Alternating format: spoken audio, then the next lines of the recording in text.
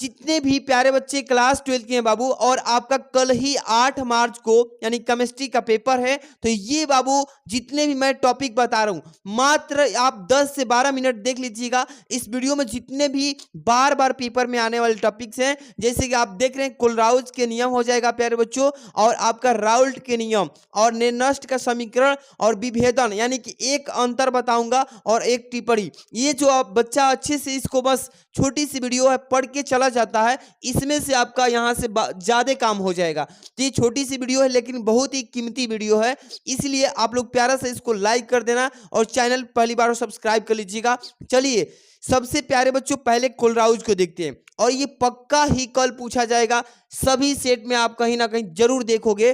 पहला है कोलराउज के नियम किससे कहते हैं, ऐसे पूछेगा, और इसका समीकरण क्या होता है इसको आप आराम से लिख के दिखाओगे। सबसे पहले क्या लिखोगे, कोलराउज का नियम, इसमें क्या लिखोगे कि इस नियम के अनुसार अनंत तनुता यानी किसी वैद्युत अपघट्य की मोलर चालकता उस यानी विलयन में उपस्थित धन आयनों तथा ऋण आयनों के मोलर चालकताओं की क्या होती है बाबू, ये योग के बराबर होती है, और इससे ही हम लोग क्या बोलते हैं, कोलराउज का नियम कहते हैं। आराम से इसको तैयार कर लो, और ये क्वेश्चन में कल आए तो जाके छाप देना। इसका यहाँ पे याद रखिए क्या होता है, यहाँ पे देखिए बाबू लेमडा m टू इन्फिनिटी, क्या होता है लेमडा m टू इन्फिनिटी, जो कि यहाँ पे सोडियम क्लोराइड के साथ NaCl के साथ जुड़ा होता है, और यहाँ पे बराबर किसका होता है, तो लेमडा Na प्लस, यानी कि lambda Na plus two infinity, और प्लस होता है बाबू लेमडा यानी कि Cl, यानी क्लोरीन पे ऋण आयन, और टू क्या होता है इन्फिनिटी, अनंतता होता है। इस तरीके से याद रखिए कोलराउज ने यही नियम दिया था जो कि ये इसके बराबर होता है। इतना आपको पहले से जानकारी हो जाना चाहिए, कल पेपर में पक्का पूछेगा। और ये भी पूछेगा बाबू कि कोलराउज के नियम के अनुप्रयोग क्या है, तो यहाँ पे कोलराउज के नियम के अनुप्रयोग भी याद कर लो। पहला याद कि अनंत यानी कि अनंत तनुता पर दुर्बल विद्युत अपघट्य की मोलर चालकता ज्ञात करना, इसको याद कर लीजिएगा। इसके बाद दूसरा हो जाएगा दुर्बल वैद्युत अपघट्य के यानी कि वियोजन की मात्रा की गणना, यानी कि पूरा दोनों को अच्छे से पढ़ के जाना, कल बाबू पेपर में पक्का पूछेगा, इसलिए मैं आपको जाते जाते बता दे रहा हूं। इसके बाद से ये यानी कि निर्नष्ट का जो समीकरण है इसको भी अच्छे से पढ़ के जाना, इसने क्या क्या समीकरण में दिया था और इसको कैसे लिख के आना है, तभी फुल नंबर मिल पाएगा। यानी कि निर्नष्ट जो थे ना, ये समीकरण दिए थे, क्या दिए थे प्यारे बच्चों, पहला यानी ई सेल बराबर ई नॉट सेल माइनस, ये सूत्र याद रखना कि 2.303 RT और बटे में NF, और डॉट यहाँ पे क्या हो जाएगा log 10, और ये होता है इनटू के रूप में m इंटू एस, और बटे में होता है m power n plus AQ form में। ये जो बच्चा अच्छे से अगर समीकरण जो भी ये फॉर्मूला है अच्छे से याद कर लेता है, तो कल आपको एक न्यूमेरिकल में भी देखने को मिलेगा, तो अच्छे से इसको पढ़ के जाना। और इसमें जो जो चीजें दिया इसका मतलब भी आपको लिखना होगा कि क्या क्या इसका मतलब है। जहां पे लिखिएगा ई सेल, ई सेल का मतलब होता है इलेक्ट्रॉन विभव, क्या होता है इलेक्ट्रोड विभव, और ई नॉट सेल का मतलब होता है मानक इलेक्ट्रोड विभव, इसको याद रखना। इसके बाद से क्या होता है प्यारे बच्चों, ये जो है आपका एन क्या है इलेक्ट्रोड पर यानी कि अभिक्रिया में प्रयुक्त इलेक्ट्रॉनों की संख्या है बाबू, और आर क्या है प्यारे बच्चों, तो ये आपका गैस स्थिरांक है। आर गैस स्थिरांक का कार्य कर रहा है, जो कि टी है ये टेम्परेचर के रूप में परम ताप के रूप में काम करता है, और एफ जो है ये एफ फैराडे का स्थिरांक है। इस तरीके से निर्नष्ट का समीकरण लिख के आना है, और इसका स्क्रीनशॉट ले लो, कल पेपर दे के आओगे आपको अच्छा से समझ में आ जाएगा।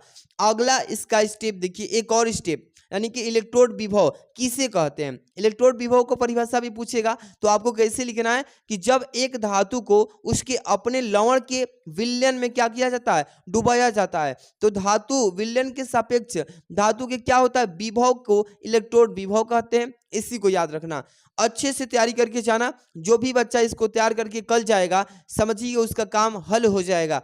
अगला है राउल्ट का नियम। देखिए प्यारे बच्चों, ये राउल्ट ने जो नियम दिया था, क्या दिया था, इसको अभी देख लो। पेपर में आने वाले टॉपिक्स हैं, कोई भी बच्चा मिस नहीं करेगा इस टॉपिक को, यानी कल यह जो पेपर में आएगा तो कैसे लिखोगे। राउल्ट ने क्या नियम दिया था कि इस नियम के अनुसार किसी विलायक में यानी अवाष्पशील विलेय मिलाने पर विलय यानी विलयन के वाष्प दाब का अपेक्षिक अवनमन उसमें क्या होता है, उपस्थित विलेय के मोल प्रभाज के बराबर होता है, जिसे हम लोग राउल्ट का नियम कहते हैं। आइए थोड़ा सा इसके बारे में अर्थात में जान लेते हैं। बहुत बच्चे मतलब नहीं जानते हैं कि कैसे लिखना होता है, तो ये सारा चीज स्टेप फॉलो करना होगा।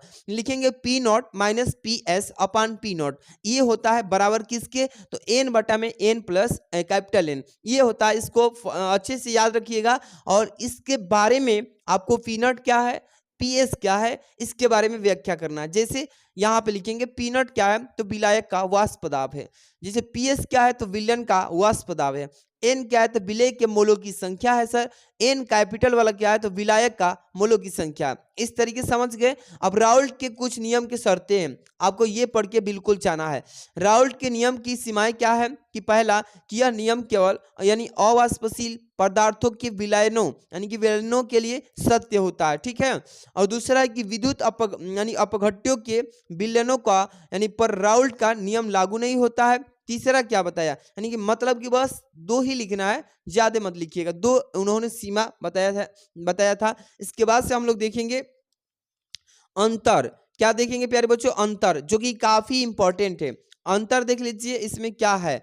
यहाँ पे देखिए आरएनए पहले पूछेगा, आरएनए पे संक्षिप्त में आपको टिप्पणी पूछेगा, तो टिप्पणी याद कर लीजिए। ये वाला टिप्पणी बिल्कुल भूल के मत जाना, आराम से पढ़ के आना है, ठीक है। अभी एक सेकंड, हाँ चलिए। इसमें आरएनए पर संक्षिप्त में टिप्पणी पूछेगा, तो जो भी बच्चे अगर अच्छे से पढ़े हैं तो लिख लेंगे। यानी क्या होगा आरएनए का, कि आरएनए जो होता है यानी कि राइबोन्यूक्लिक अम्ल होता है, और जिसमें नाइट्रोजनी क्षारक यानी एडेनिन यानी ग्वानिन साइटोसिन तथा यूरेसिल, और यहाँ पे बी डॉट सी ये जो होता है ऋण की तरह यानी कि राइबोज शर्करा तथा फास्फेरिक अम्ल होता है इसमें। यह एकल यानी कि रज्जुकीय होता है तथा प्रोटीन निर्माण यानी कि अर्थात कह लें तो संश्लेषण में भाग लेता है। कुछ विषाणुओं में यह क्या होता है, अनुवांशिकी पदार्थ का कार्य भी करता है। तो इस तरीके से आप लोग आराम से लिख लोगे, कोई दिक्कत नहीं ना। इसके बाद से प्यारे बच्चों एक और क्वेश्चन ये वाला देख के जाना, ठीक है।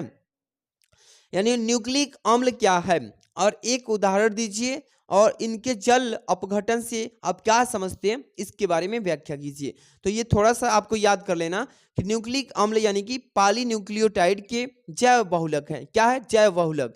और उदाहरण की बात करें तो डीएनए यानी कि डीऑक्सीराइबो यानी कि न्यूक्लियो अम्ल यानी कि तथा आरएनए जो होता है इसको बोलते हैं राइबो न्यूक्लिक अम्ल। ये दोनों के बारे में आप लिख लेंगे और तब से क्या जानकारी देंगे कि यानी कि न्यूक्लिक यानी क्या बोलते हैं, अम्लों के जल अपघटन उत्पादन यानी कि यूरेसिन्स, और यहाँ पे देखो बाबू पिरामिड्स, और इसके बाद से न्यूक्लियोसाइड्स और न्यूक्लियोटाइड, यहाँ पे देखिए न्यूक्लियो यहाँ बाबू टाइड्स है, ठीक है। और इसके बाद तथा यहाँ पे लिखेंगे फास्फोरिक अम्ल। इस तरीके से आप आराम से लिख लीजिएगा, कोई दिक्कत नहीं ना। इसका पीडीएफ भी हम दे देंगे, चिंता ना करो, टेलीग्राम पे आज ही अभी भेज देते हैं। निम्नलिखित यहाँ से क्वेश्चन अगला है कि निम्नलिखित विटामिन के स्रोत तथा इनके विटामिनों की कमी से होने वाले रोग का नाम लिखिए। तो यहाँ पे कुछ ये भी है, थोड़ा सा इसको जानकारी लेके जाना क्योंकि पेपर में पूछेगा, आराम से पढ़ के जाना, ठीक है। क्या है प्यारे बच्चों, यहाँ पे ग्लूकोज तथा फ्रुक्टोज में विभेदन। पहले तो इसका हम विभेदन करने से पहले ये देख लेते हैं, यानी कि जो विटामिन के स्रोत हैं ये देख लेते हैं। क्या है, ये नाम याद कर लेना। जो कि विटामिन लिखा है ना इसमें, vitamin A, vitamin B, vitamin C और विटामिन डी, और विटामिन यहाँ पे सी है, और विटामिन क्या है, के है। इस तरीके से सभी विटामिन का यहाँ पे नाम याद करके जाना। आराम से देखिए, सबसे पहले प्यारे बच्चों ये विटामिन ई है, बाबू डरना मत, आराम से याद करना कि विटामिन का नाम दे दिए हैं यहाँ पे, इसका स्रोत दे दिए हैं, इसका यानी अभाव से होने वाले रोग दे दिए हैं कि कौन कौन से रोग होते हैं इसके अभाव से। पहला विटामिन ए से, यानी कि ये विटामिन ए है और इसका रेटिनाल होता है। इसका स्रोत क्या है कि मछली के यकृत का तेल, गाजर है बाबू, इसके बाद मक्खन इसका तथा दूध, इसी का स्रोत है इसका, ठीक है, इसका विटामिन ए का। अब अभाव से कौन कौन रोग होता है, अगर ये नहीं लेंगे तो इसका जीरा यानी फैलमिया होगा, रात्रि अंधता होगा यानी कि आपको रात्रि में नहीं दिखेगा, इसलिए विटामिन ए लेना बहुत जरूरी है। विटामिन ए से मछली खाना चाहिए, और तेल गाजर खाना चाहिए, मक्खन दूध खाना चाहिए। अब विटामिन सी क्या है प्यारे बच्चों, इसमें नींबू, आपको स्रोत क्या है विटामिन सी मिलने का, तो नींबू और यहाँ पे संतरा, मौसमी, टमाटर, आंवला, हरी पत्तेदार सब्जियां, ये सभी विटामिन सी का ही स्रोत है। इसको नहीं खाएंगे, नहीं सेवन करेंगे तो कौन कौन सा रोग होगा? स्कर्वी होगा, मसूड़े में रक्त का बहना, दांतों में यानी कि शिथिलता आएगी, नस फटना, ये सभी इसी के कारण से होता है, विटामिन सी के कारण से। तो ये लेना चाहिए, ठीक है। अगला है विटामिन डी, और ये विटामिन डी है बाबू, ये कहाँ से मिलता है? इसका स्रोत ये सूर्य का प्रकाश से विटामिन डी मिलता है, और जैसे मछली से भी मिलता है आदि, ये सब भी लिखेंगे। इसके बाद इससे रोग होगा कौन? विटामिन डी न लेने से यानी कि रिकेट्स का रोग होगा, तथा यानी कि अस्थि मृदता होगी, यानी कि जो हड्डी होगी कमजोर होगी। इसके बाद से विटामिन ई क्या है प्यारे बच्चों? सब्जियों के तेल का स्रोत है, यानी विटामिन ई का मिलने का कारण क्या है कि सब्जियों का तेल यानी गेहूं, अंकुर तेल और सूर्यमुखी का तेल, ये सभी लेने से विटामिन ई मिलता है। और नहीं लेंगे तो क्या इससे प्रॉब्लम होती है? प्रजनन शक्ति का क्षय होता है, यानी रक्तचाप होता है। इस तरीके से आपको याद करके लिख देना पेपर। इसके बाद विटामिन के है, इसका नाम है, आगे देखिए आराम से पढ़ लीजिएगा। इसमें कौन कौन से स्रोत है इसका? तो हरी पत्तेदार सब्जियां, हरी पत्तेदार सब्जियां खाने चाहिए। और इससे न खाने से रोग क्या होता है? रक्त का थक्का यानी जमने लगता है इससे, और धीरे धीरे वृद्धि होता है रक्त का थक्का बनने में। जस्ट डाल दूंगा आप लोग से प्यारा से एक बस लाइक, और चैनल पे नए हैं तो सब्सक्राइब कर देना बाबू, यही रिक्वेस्ट है। सब लोग अपना अपना कर्म पूरा करो, और सब लोग का नंबर बेहतर आएगा। इसका मैं पीडीएफ टेलीग्राम पे डाल देता हूँ, सब लोग जाइए और ग्लूकोज तथा फ्रुक्टोज में विभेदन यानी अंतर पढ़ के जाना। आज के लिए इस बस छोटी सी वीडियो में आपका स्वागत था, और वीडियो को लाइक और शेयर दबा के कर देना। और आपको कल सुबह में वीडियो बहुत ही बेटर आएगी, तो वेट मत करना, आराम से लेट मत करना।